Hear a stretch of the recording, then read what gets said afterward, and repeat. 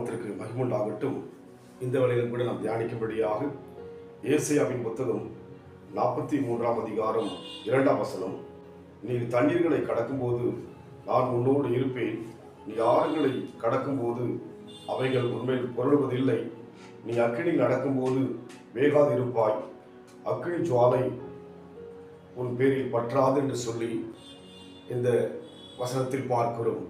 இதிலே ஒரு காரியத்தை நாம் அறிந்து கொள்ளும்படியாக, நான் உன்னோடு இருப்பேன் என்று ஆண்டவர் சொல்கிற ஒரு அருமையான வார்த்தையை பார்க்கிறோம். நம்மோடு கூட அநேகர் இருக்கலாம், ஆனால் தேவன் நம்மோடு இருப்பார் என்று சொன்னால் நிச்சயமாகவே எந்த ஒரு காரியத்தையும் நம்மால் மேற்கொண்டு செல்ல முடியும். நீ தண்ணீர்களை கடக்கும்போது நான் உன்னோடு இருப்பேன், நீ ஆறுகளை கடக்கும்போது அவைகள் உன்மேல் புரளுவதில்லை என்று சொல்லி ஆண்டவர் சொல்கிறார். நம் வாழ்க்கையிலே தடுமாற்றமான பாதையில் போகின்ற பொழுது நமக்குள்ளே ஒரு தயக்கம், நமக்குள்ளே ஒரு கலக்கம், நமக்குள்ளே ஒரு குழப்பம் கடந்து வரும்.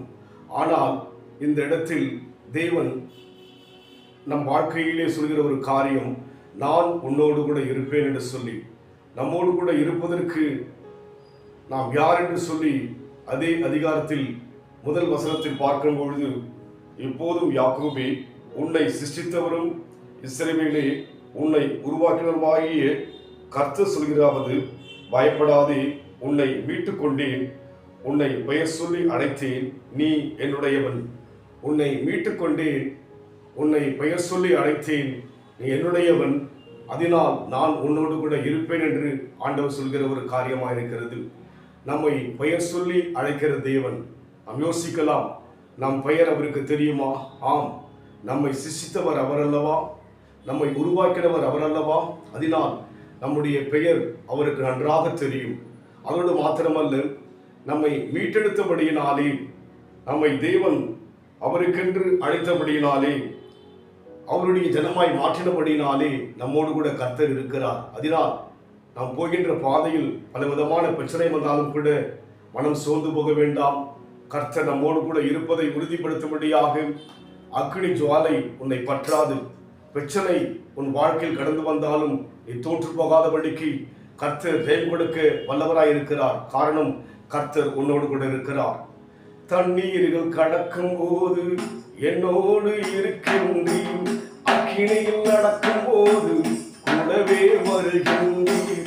தண்ணீர்கள் கடக்கும் போது என்னோடு இருக்கின்றீர், அக்கினியில் நடக்கும் போது கூடவே வருகின்றீர். மூழ்கி போவதில்லை, நான் எரிந்து போவதில்லை, மூழ்கி போவதில்லை, நான் எரிந்து போவதில்லை. அன்பு கூர்ந்து எனக்காய் இரத்தம் சிந்தி எவ்வாறு கழுவி விட்டீரே, எனக்கு விடுதலை தந்து விட்டீரே.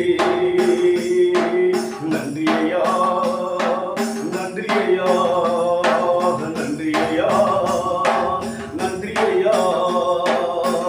தண்ணீர் கடக்கும் போது என்னோடு இருக்கின்றீர், அக்கினியில் நடக்கும் போது கூடவே வருகின்றீர். மூழ்கி போவதில்லை, நான் எரிந்து போவதில்லை, மூழ்கி போவதில்லை, நான் எரிந்து போவதில்லை. நான் உன்னோடு கூட இருக்கிறேன் என்று சொன்ன தேவன் தாமே இந்த மாதம் முழுமையாக நம்மோடு கூட தேவன் இருந்து நம் காரியத்தை எல்லாம் அவர் கைகூட செய்கிறவராக, பிரச்சனைகள்லாம் நம்மை விட்டு விலகும்படியாக அவன் நம்மோடு கூட இருக்க நம்ம எப்ப கொடுப்போம். அன்பின் ஆண்டவரே, எங்களை பெயர் சொல்லி அடைத்தபடியினால், எங்களை மீட்டுக் கொண்டபடியினால், எங்களை சிருஷ்டித்தவர் நீர் அல்லவா, எங்களை உருவாக்கினவர் நீர் அல்லவா, அதற்காக நன்றி செலுத்துகிறோம். எங்களோடு கூட நீ இருப்பதை நாங்கள் ஒவ்வொரு நாளும் உணரும்படியாக, நீர் எங்கள் வாழ்விலே அற்புதங்களையும் அதிசயங்களையும் செய்யும்படியாக எங்களை தாழ்த்தி கொடுக்கிறையா, பொறுப்படுத்திக் கொள்ளுங்க. இயேசுவின் நாமத்தில் பிதாவே, ஆமென். கர்த்தர் ஆசீர்வதிப்பாராக. God bless you.